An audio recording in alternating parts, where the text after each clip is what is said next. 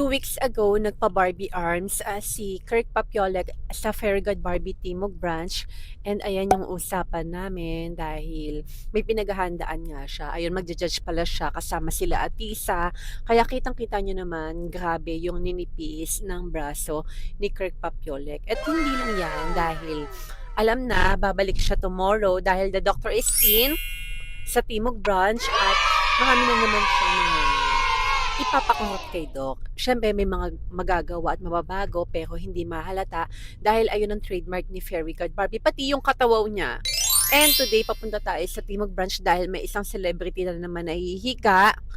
And magkita-kita po pala tayo sa Davao Branch, October 1, 2, 3. Pupunta po ako dyan dahil the doctor is in. Dahil may pinaghahandaan nga rin po si Kirk Papiolek, support tayo all the way para sa kanyang journey sa Mascarina. And ayun, para sa gandang may igaganda pa, Cebu Branch, ayan po yung schedule ni Doc, 9, 10, and 11. Davao is 1, 2, 3. And sa Timog Branch naman, for October is October 3 and 10.